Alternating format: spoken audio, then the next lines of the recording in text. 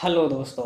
Are के lunch point में एक बार फिर से आपका बहुत बहुत स्वागत है और मेरा नाम है राहुल राज, जो कि आपको पता ही है। तो आज की वीडियो में हम यह जानेंगे कि नोटों पर क्यों लिखा होता है मैं धारक को 100 रुपये, 50 रुपये, 20 रुपये, 10 रुपये अदा करने का वचन देता हूँ। यह बात नोटों पर क्यों लिखी होती है कि मैं धारक को 100 रुपये, 50, जितने का भी नोट हो, रुपए अदा करने का वचन देता हूँ। ये लाइन क्यों लिखी होती है? ठीक है। बहुत बंदों को, बहुत बच्चों को, बहुत लोगों को यह नहीं पता होगा कि ये बात हर नोट पर आपको देखने को मिल जाएगा। भारत में जितने भी इंडियन करेंसी के नोट हैं उन सब पर आपको ये देखने को मिलेगा कि मैं धारक को 10 रुपये का, 20 रुपये का, जितने का भी नोट हो, अदा करने का वचन देता हूँ। ये लाइन क्यों लिखी होती है? अगर आप इसको जानना चाहते हैं, समझना चाहते हैं, तो वीडियो में अंत तक बने रहिए। और वीडियो को पहली बार देख रहे हैं तो चैनल को सब्सक्राइब करके नोटिफिकेशन बेल को ऑल पर सेट कर लेना, ताकि आपको ऐसी ही वीडियोस को नोटिफिकेशन से मिस ना रहना पड़े। तो चलिए वीडियो को स्टार्ट करते हैं। भारत का केंद्रीय बैंक भारतीय रिजर्व बैंक है, जो कि 1 रुपए के नोट को छोड़कर सभी मूल्य वर्ग के नोटों की छपाई करता है। ठीक है। आपको पता होगा कि भारत का केंद्रीय बैंक कौन है? आरबीआई है। यह 1 रुपए और सिक्कों को छोड़कर बाकी के सभी नोटों की छपाई करता है। ठीक है। 1 रुपए के नोट पर भारत के वित्त सचिव के हस्ताक्षर होते हैं। ठीक है, क्योंकि 1 रुपए का नोट वित्त मंत्रालय द्वारा छापे जाते हैं, जबकि अन्य नोटों पर भारतीय रिजर्व बैंक के गवर्नर के हस्ताक्षर होते हैं। यह बात आपको पता होगी। तो चलिए आगे की ओर बढ़ते हैं। सन 1935 से पहले मुद्रा छपाई की जिम्मेदारी भारत सरकार के पास थी। ठीक है। 1935 से पहले नोट छापने की जो जिम्मेदारी थी वो भारत सरकार के पास थी। भारतीय रिजर्व बैंक की स्थापना 1 अप्रैल 1935 को हुई। ठीक है। यहाँ से एक प्रश्न का आंसर मिल गया आपको कि भारतीय रिजर्व बैंक की, आरबीआई की स्थापना कब हुई थी? 1 अप्रैल 1935 को हुई थी। भारतीय रिजर्व बैंक अधिनियम 1934 के तहत की गई थी। ठीक है। भारतीय रिजर्व बैंक की स्थापना भारतीय रिजर्व बैंक अधिनियम 1934 के तहत की गई थी। इसका मुख्यालय मुंबई में है। भारतीय रिजर्व बैंक को भारतीय रिजर्व बैंक अधिनियम 1934 के आधार पर मुद्रा प्रबंधन की भूमिका प्रदान की गई है। ठीक है। आरबीआई अधिनियम 1934 के आधार पर ही आरबीआई को मुद्रा प्रबंधन का कार्य दिया गया है। भारतीय रिजर्व बैंक अधिनियम की धारा 22 रिजर्व बैंक को नोट जारी करने का अधिकार देती है। ठीक है। जो आरबीआई अधिनियम है उसकी धारा 22 के तहत आरबीआई को नोट छापने का अधिकार दिया गया है। ये सारी बात आपको यहाँ पर पता चली। आगे चलते हैं। अब देखते हैं कि नोट छपाई की प्रक्रिया क्या है। भारत में नोट की छपाई का काम न्यूनतम आरक्षित प्रणाली यानी कि मिनिमम रिजर्व सिस्टम के आधार पर किया जाता है। यह प्रणाली भारत में 1957 से लागू है। ठीक है। मिनिमम रिजर्व सिस्टम की शुरुआत कब से हुई थी? 1957 से। इसके अनुसार रिजर्व बैंक को यह अधिकार है कि वह आरबीआई फंड में कम से कम 200 करोड़ रुपए का मूल्य 200 करोड़ रुपए मूल्य की संपत्ति अपने पास हर समय रखें। इस 200 करोड़ में 115 करोड़ का सोना और शेष 85 करोड़ की विदेशी संपत्ति रखना जरूरी है। इतनी संपत्ति रखने के बाद आरबीआई देश की जरूरत के हिसाब से कितनी बड़ी मात्रा में नोट छाप सकती है, हालांकि उसे सरकार की अनुमति लेनी पड़ती है। ठीक है।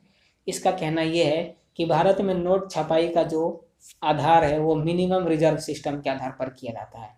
ठीक है। जैसे भी किसी भी कार्य को करने का कोई एक प्रक्रिया होती है, वैसे ही भारत में नोटों के छापने की एक प्रक्रिया है जिसका नाम मिनिमम रिजर्व सिस्टम के नाम पर रखा गया है। ठीक है। यह भारत में 1957 से लागू है, चल रहा है। और इसमें क्या होता है कि आरबीआई को अपने पास 200 करोड़ रुपए का संपत्ति रखना पड़ता है, जिसमें कि 115 करोड़ का सोना होता है और शेष 85 करोड़ रुपए की विदेशी संपत्ति होती है। ठीक है। और ये 200 करोड़ का अपने पास संपत्ति रखने के बाद फिर आरबीआई अपने देश की ज़रूरत के अनुसार कितना भी नोट छाप सकती है। ठीक है। अब बात करेंगे हम कि मैं धारक को रुपए अदा करने का वचन देता हूँ का क्या मतलब है। आपने हर एक नोट पर देखा होगा कि आपको लिखा हुआ यहाँ पर मिल जाएगा कि मैं धारक को 100 रुपये अदा करने का वचन देता हूँ। यह क्यों लिखा होता है, इसका मतलब क्या है, आइए अब जानते हैं। किसी भी नोट पर रिजर्व बैंक ऑफ इंडिया यह कथन इसलिए प्रिंट करती है क्योंकि वो जितने रुपए की नोट छापती है उतने रुपए का सोना वह अपने पास रिजर्व कर लेती है। ठीक है, किसी भी नोट पर यह बात लिखना कि मैं आपको, जैसे 100 रुपये का नोट है तो 100 रुपये प्रदान करने का, क्या लिखा है पीछे देख लेते हैं एक बार, मैं धारक को 100 रुपये अदा करने का वचन देता हूँ, ये लाइन लिखी है। ये इसलिए लिखी है कि जब रिजर्व बैंक 100 रुपये का नोट छापती है ना, तो 100 रुपये के बराबर का सोना जितना भी होगा, अगर 100 रुपये में जितना सोना आएगा वो उतना सोना अपने पास रखती है। ठीक है, आरबीआई उतने ही नोट छापती है जितना का उसके पास सोना होता है। ठीक है, और ये बताऊंगा मैं आगे कि क्यों ऐसा होता है।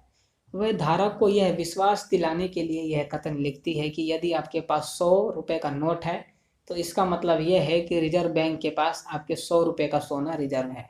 ठीक है, अगर आपके पास 100 रुपये हैं तो इसका मतलब यह है कि आपने आरबीआई के पास अपने 100 रुपये का सोना जमा करा रखा है। ठीक है, रिजर्व करके आपने अपने 100 रुपये का सोना रिजर्व करके रखा हुआ है। इसी प्रकार से आपके पास जितने रुपये का नोट है, अगर 2000 का नोट है तो आपने 2000 रुपये का सोना कहाँ रखा है, आरबीआई के पास रखा हुआ है। इसका मतलब ये है। इसी तरह से अन्य नोटों पर भी ये लिखा होने का मतलब है कि जो नोट आपके पास है आप उस नोट के धारक हैं और उसके मूल्य के बराबर आपका सोना रिजर्व बैंक के पास सुरक्षित रखा हुआ है, और रिजर्व बैंक वो सोना उस नोट के बदले आपको देने के लिए वचनबद्ध है।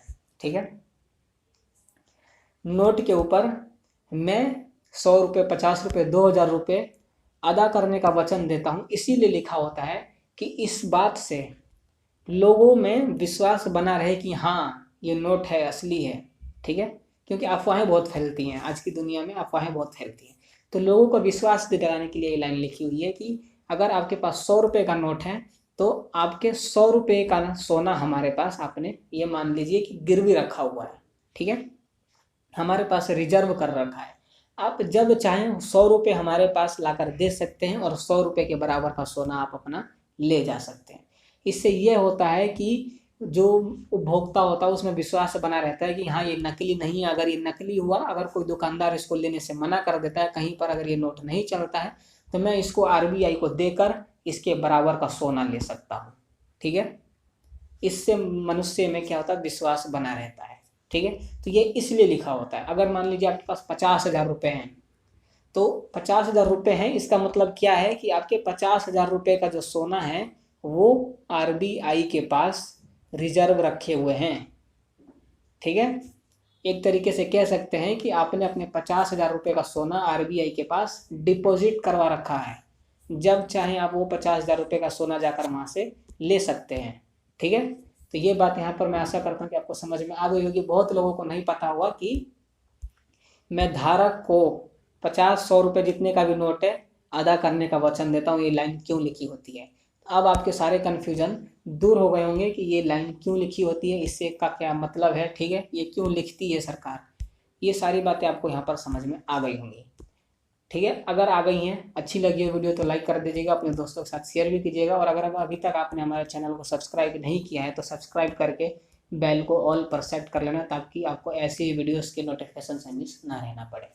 और अगर आपको ये बात पहले से पता थी कि नोट पर ये लाइन क्यों लिखी होती है, अदा करने का वचन देता हूँ, तो कमेंट करके ज़रूर बताइएगा कि आपको ये बात पहले से पता थी, ताकि मुझे भी तो पता लगे कि भारत में ऐसे कितने लोग हैं जो कि इस बात को जानते हैं, इस बात से अवगत हैं। ठीक है, तो कमेंट जरूर करना अगर आपको ये बात पहले से पता थी तो आज की वीडियो में बस इतना ही। बहुत जल्द मैं आपके साथ किसी नए टॉपिक के साथ हाजिर होऊंगा, तब तक के लिए गुड बाय, जय हिंद, जय भारत।